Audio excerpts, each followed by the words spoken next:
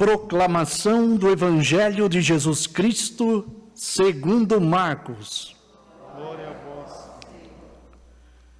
Depois que João Batista foi preso, Jesus foi para a Galileia, pregando o Evangelho de Deus e dizendo: o tempo já se completou e o reino de Deus está próximo. Convertei-vos e crede no Evangelho. E passando à beira do mar da Galileia, Jesus viu Simão e André, seu irmão, que lançavam a rede ao mar, pois eram pescadores. Jesus lhes disse: segui-me, e eu farei de vós pescadores de homens. E eles, deixando imediatamente as redes, seguiram a Jesus. Caminhando mais um pouco, viu também Tiago e João, filhos de Zebedeu. Estavam na barca, consertando as redes, e logo o chamou. Eles deixaram seu pai Zebedeu na barca, com os empregados, e partiram, seguindo Jesus. Palavra da salvação. Glória a vós, Senhor. Que a palavra do Santo Evangelho perdoe os nossos pecados. Amém. Podemos sentar. Queridos irmãos e irmãs, podemos dizer assim, os primeiros domingos do tempo comum expressa bastante a missionariedade de Jesus, né? Nos dá a alegria de entrarmos nessa escola, uma escola vocacional. O Senhor nos quer vocacionados, vem desse chamado, né? O Senhor chama quem Ele quer para exercer um ministério de amor, é essa a expressão. Se pegarmos a leitura do Antigo Israel, nós vamos observar lá o profeta, né? Ou seja, Jonas, a gente sabe que ele tinha medo dessa profecia, de profetizar para a cidade de Nínive, tinha medo de morrer, entra num barco, vai escondido no meio do mar, todo mundo perece, está quase todo mundo morrendo, e eles descobrem que tudo aquilo que está acontecendo é porque Jonas está no barco. Eles jogam Jonas do barco. E Jonas vai parar onde? Na goela da baleia, né? Vai parar lá na baleia, e a coitadinha da baleia tem que suportar Jonas. É tão intragável, coitado do homem, né? Porque ela vai lá no mar, na beira da praia, e faz, fica com você, né? Devolve Jonas, e Jonas entende que a sua vocação é ser um grande profeta, é anunciar, através da verdade e do amor, porque o amor é Deus, e esse amor que é Deus, tem que ser um sinal diferencial para a comunidade. A comunidade de Nínive estava vivendo a sua mesmice, passando tudo pela régua do igual, quase como hoje. Os ideais, qual é o nosso grande ideal? Será que nós olhamos para o outro e verdadeiramente enxergamos no outro o sentido de sermos irmãos? Ou simplesmente o outro é um estranho para mim? A cidade de Nínive vivia o pecado. E Jonas vai lá, anuncia com aquela coragem que só vem de Deus, não dele. Ele é apenas um instrumento. É interessante, né, a gente olhar o próprio Papa Bento XVI, no velório, né, na missa, assim, antes mandando uma mensagem para a missa de Chiara, ele fala bem isso, né? Deus, e também depois, dentro dessa história, olhando o Congresso de Pescara, lá na Itália, no norte de Pescara, se fala bem sobre isso. O sisal, que é aquele talhador de madeira, né, aquela ferramenta que talha madeira, ele por si só não faz nada.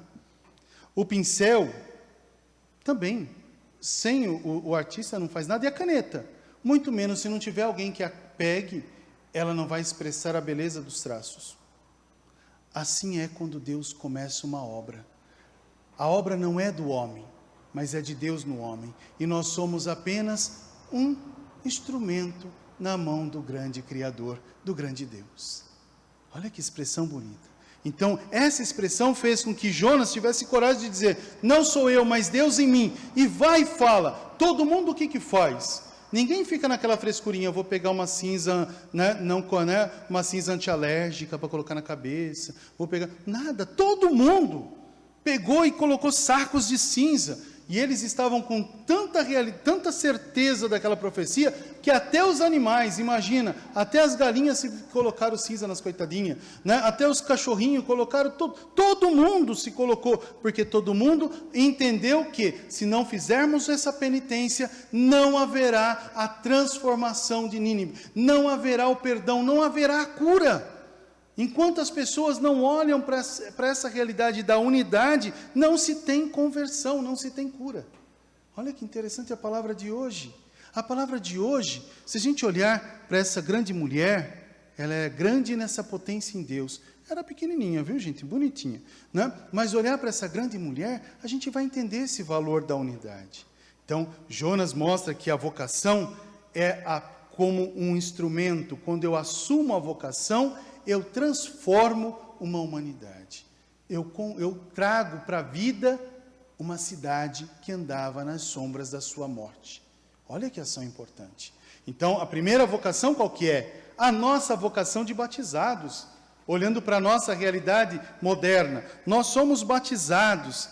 A gente pega a leitura, a leitura do Evangelho. Quando ali fala da vocação, é interessante porque Mateus ele coloca uma vocação maior, João coloca uma vocação maior, Lucas coloca uma vocação maior, Marcos sintetiza tudo porque eu acho que ele tinha preguiça de escrever. Mas olha para toda essa realidade da ação. Aqui, Jesus chama André, chama Simão, Pedro, chama os filhos, chama ali os 2 irmãos e vai toda a comunidade. Tiago e João, todos eles são chamados, mas Jesus, a gente vai entender uma coisa, Jesus chama quem Ele quer chamar, Ele reúne e convoca os 12, mas convoca porque ama. Jesus faz essa experiência do amor, doação, o amor entrega, eu te amo, vem comigo, e aquele que escuta o chamado, nessa realidade de comunhão e de amor, deixa tudo, e segue o Senhor. Deixar tudo não quer dizer que abandonou a sua família. A gente sabe que depois a sogra de Pedro, mais lá na frente, vai ficar doente, e eles vão falar, Jesus, a sogra de Pedro está doente, a gente tem que ir lá. Então a gente não abandona a nossa comunidade, a nossa casa.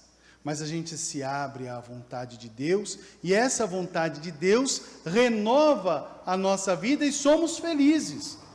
Porque Deus amou. Vocês vão ver que depois Deus vai chamar até mesmo Judas. Jesus ama Judas. Só que Judas não amou Jesus na totalidade. O amor de Judas não era o mesmo amor de Jesus para ele, mas era um amor de interesses. Quantas das vezes a gente encontra pessoas que não querem o amor verdadeiro, mas querem um amor de interesse? Eu te amo, sou teu amigo, não porque verdadeiramente tu és uma pessoa boa, mas eu preciso essa ação interesseira, eu preciso me aproximar de ti para ser alguém maior. Não, seja você, na simplicidade da tua existência e no máximo da tua plenitude, e serás feliz. Aí a gente vai entender o sentido bonito do chamado vocacional. Se eu vivo o meu batismo, vou viver a minha vocação.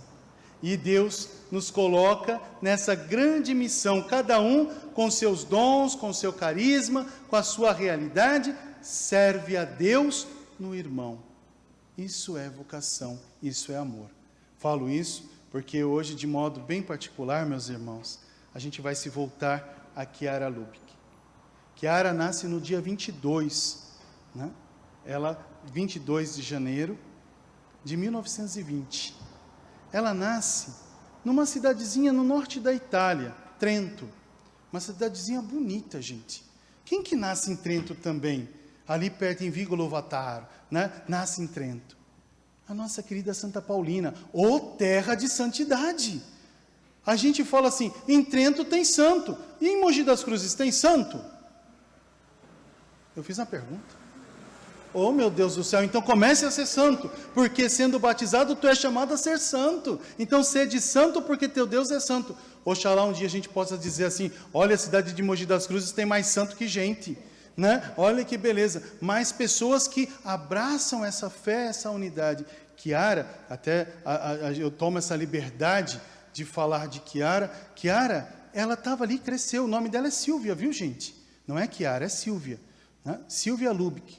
Ela cresce, na sua alegria se torna uma criança feliz, cresce na sua juventude, participa de cada momento da sua própria existência. E como é lindo, gente, a gente viver a nossa fase de vida, cada um vivendo a sua fase de vida. Ninguém pode queimar a sua etapa de vida, querer ser velho sem precisar ser, né? Querer ser criança já com uma idade avançada. A gente tem que viver os momentos e celebrar os momentos na alegria.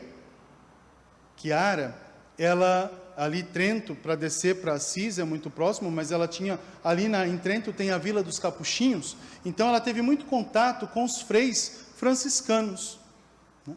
E ela se encontrando, ela se encanta, porque na Itália se fala, né, se respira Assis. Então ela viu Clara de Assis, Chiara de Assisi, Chiara de Assisi. Ela viu essa mulher, e o ideal dessa mulher era o quê? Amar nos extremos da vida, aonde todos abandonam, Chiara amava. Chiara ia amar. Por isso que Chiara, ela gostava de ir ao encontro daquelas comunidades, dos leprosos, dos moribundos, de toda aquela realidade. E Chiara é uma grande mulher, porque ela que vai ajudar Francisco de Assis, não Chiara Lubick, Santa Clara, vai ajudar São Francisco a discernir, até mesmo ele, esse chamado, esse encontro com o Senhor. E Chiara, né, a gente vai falar, Silvia, ela se encanta com esse ideal, se encantando tanto com esse ideal, que ela faz as experiências de comunidade para uma vida leiga, uma vida consagrada leiga. Ela já consagra esse amor. Depois ela faz uma ação bonita, ela assume uma ordem nessa simplicidade da sua vida secular. Ela é leiga e pertence à ordem terceira franciscana. Começa esse primeiro ato de amor. Por isso que nesse dia ela faz essa experiência, ela enxerga esse crucifixo, essa realidade, e traz dentro dela esse desejo de amar um esposo que ela não pode tocar, mas ela pode sentir com o Espírito, e se consagra nesse amor. É o batismo, gente. Essa é a alegria do batismo. E Chiara, depois voltando para casa, corre, porque ela vai na floricultura e busca 3 cravos vermelhos, como tem aqui. Por isso que nós colocamos os cravos vermelhos. Não é que é Natal não, viu gente? É o cravo vermelho. Porque Chiara, ela olhando para essa expressão, ela encontra aquele sentido de entrega total, de um amor, comunhão, de um amor que nasce desse mistério da cruz, um sangue derramado, a alegria dessa unidade de amor. 3 cravos vermelhos simboliza o seu sim para toda a vida, o seu matrimônio mistagogo. Ela assume um matrimônio diferente de todos os matrimônios. Ela assume um matrimônio mistagogo, com mistério. O meu esposo é Cristo. E eu, sendo de Cristo, tenho que ser de todos. E ela cresce nesse amor. Chiara depois mostra um sentido bonito da vida quando chega a Segunda Guerra Mundial, que a sua família tem que fugir de Trento, e muitas famílias fugiram de Trento, até mesmo a minha descendência, a minha família fugiu, né, dessa realidade que Trento e Treviso é muito próximo, fugiu de lá e foram para outros lugares, fugindo da Segunda Guerra Mundial. Chiara já tinha feito esse sim para Jesus. E Chiara tinha uma amizade, tinha suas amigas, e elas decidiram ficar no apartamento na Vila dos Capuchinhos. Elas decidem ficar. E ali começa um grande ideal de amor. Uma grande obra de amor. Começa ali. Nessa expressão tão bonita. Da sombra da guerra faz nascer uma luz. O fogo do Espírito Santo. E elas começam a viver o ideal do Evangelho. Chiara partilha uma palavrinha, que é um trecho do Evangelho, um versículo. E elas liam lá, no começo elas leram todo o capítulo 17 de João, pegaram ali e começaram a viver palavras de vida. Olha, nós temos que ser assim com os nossos irmãos. Senhor, que todos sejam um, para que o mundo creia que Tu me enviastes. Então, se eu sou batizado, Senhor, que eu possa viver esse amor um com o outro. Que eu possa acalentar aqueles que estão sofrendo não pela perda, mas pela saudade do céu. Que eu possa ser um com eles, Senhor. Que eu possa ser um com aqueles que estão sofrendo na alma. Que eu possa ser um com aquele que está sofrendo a calamidade da guerra, está se escondendo nos porões. Que eu possa ser também para eles alimento, Senhor. Se eu souber viver essa partilha de amor. E tudo começou com uma obra, né? Porque o seio e a linha mestra era a unidade, a caridade, a fraternidade. E assim começou o movimento dos Socolares. Chiara, depois desse movimento, muitas outras mulheres e também homens se encontravam, eles iam para as montanhas ali, né, de Trento, as montanhas que tem ali, depois tem no piano, vai olhando para aquela realização, depois eles estão mais lá na frente, eles sempre se encontravam. E aquele encontro de fraternidade, de unidade, ela deu um nome, eles deram, né, nasceu com esse nome, como Mariápolis, a cidade de Maria, aonde a gente vive um grande ideal. Jesus Cristo abandonado, ressuscitado, Eucaristia. Olha que maravilha. Isso começou com uma única mulher. Quando Deus começa a sua obra e joga a sua semente na terra, a semente morre para si, para ser toda de Deus. E sendo toda de Deus, dá fruto, dá flor e dá fruto. Chiara soube dar flor e fruto para a nossa igreja. Tanto é muito forte esse grau de unidade, e nasce um movimento bem forte, se fortalece o movimento dos Socolares, que Chiara era uma mulher além do seu tempo. Enquanto a gente fica preso na nossa esfera, ela pensava lá na frente. A igreja nem falava da unidade e do diálogo entre as religiões, porque não tinha o Concílio Vaticano II ainda. Né? A gente sabe que Chiara foi no dia 7 de dezembro que ela dá esse sim, em 43, que ela dá esse sim ao Senhor. Depois a gente olha para toda essa realidade, o concílio só vai ser lá na frente. Né? Concílio Vaticano II vai ser só lá na frente, e Chiara já falava da unidade. E tanto é verdade que Chiara, ela foi de encontro até mesmo àqueles que não tinham fé, que não tinham religião. E ela falava desse amor e buscava a unidade entre os irmãos. Chiara falava com os muçulmanos, não para dizer que eles deveriam de ser católicos, mas que eles deveriam de ser os melhores muçulmanos da face da terra, e viver o que é unidade, o que é amor de Deus em meio. Ela falava com os budistas, hinduístas, ela falava com os protestantes. Chiara gostava de ir ao encontro das pessoas e celebrar a unidade e o amor. Não fazia pela margem do igual, mas reconhecia os valores de Jesus em meio. O que nos une é o amor. Olha que expressão bonita vocacional. Então hoje o Senhor que nos deu essa graça de nos unirmos nessa Eucaristia Chiara, também nos quer essa resposta. O Senhor também te quer essa resposta de unidade, quer essa resposta de amor, né? Ele quer sentir, Ele quer ouvir da tua voz, não dos teus lábios, mas da tua essência, da voz do coração, da tua realidade. Você ama?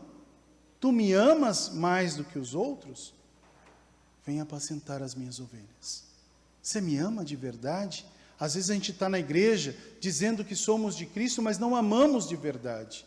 Chiara nos ensina que a gente tem que amar de verdade. Tu me amas mais que o outro? Essa é a fala de Jesus para ela, é a fala de Jesus para o movimento dos Socolares, é a fala de Jesus para cada um de nós. Tu me amas mais do que os outros? Vem, apacenta as minhas ovelhas. Quer dizer, vem, viva essa unidade. Que a gente possa viver verdadeiramente uma nova humanidade. Que vive no silêncio. Fala, mas fala de pessoa a pessoa. Não faz alarde. A única arma que usa é o coração e a fé. Eu creio nessa nova humanidade. Você crê que exista uma nova humanidade? Você pode fazer gerar uma nova humanidade. Assim foi Chiara Lubich, uma mulher que viveu, depois ela vai falecer ali em Roca de Papa, pertinho de Roma, ela vai morrer, como todas as pessoas, vai nos deixar saudades, mas não, a gente nunca fala, perdemos Chiara.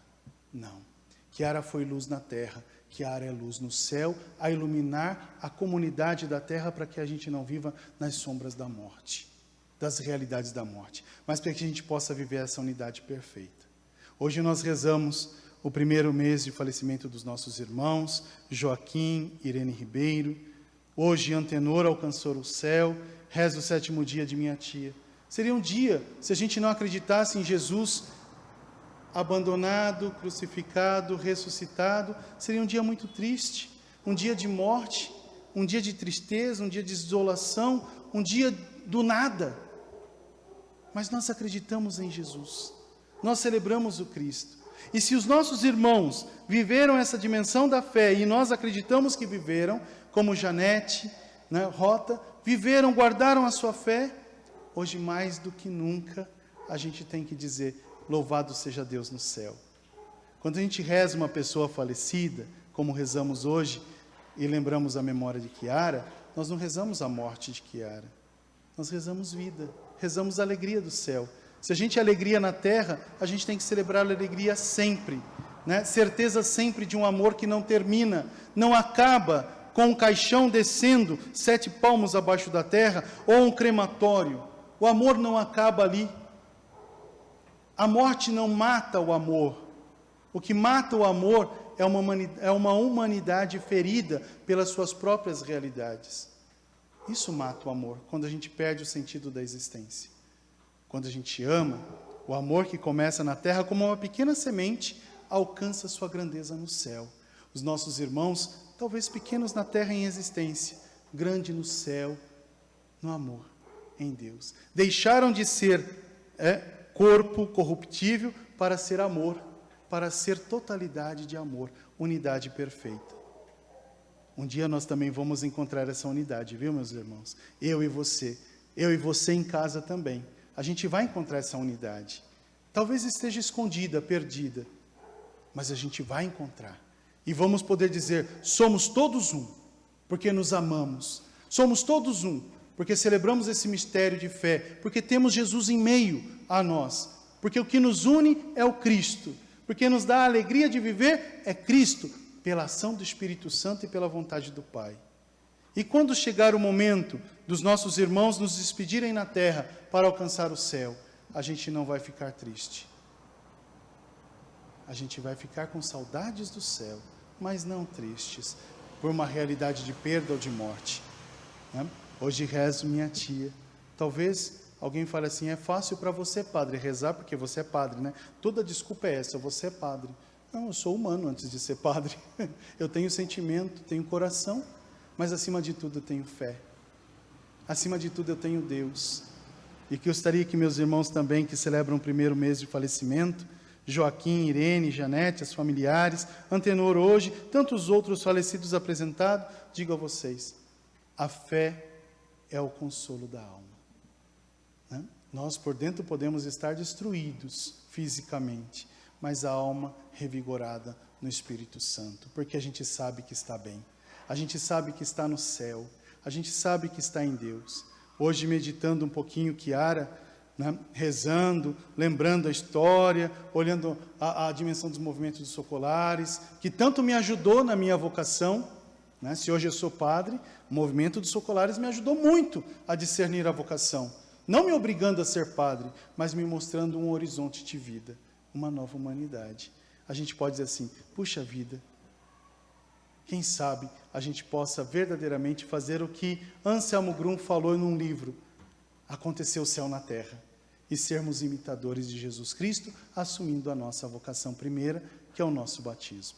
Que Deus nos abençoe, que hoje Chiara interceda por todas as nossas vidas, pelas nossas famílias e pelo mundo inteiro, e que Chiara interceda sempre pelo movimento dos Socolares, né? Para que esse movimento cresça, não porque tem que crescer, porque tem que ter pessoas, mas porque as pessoas sintam verdadeiramente que são capazes de fazer acontecer uma nova humanidade.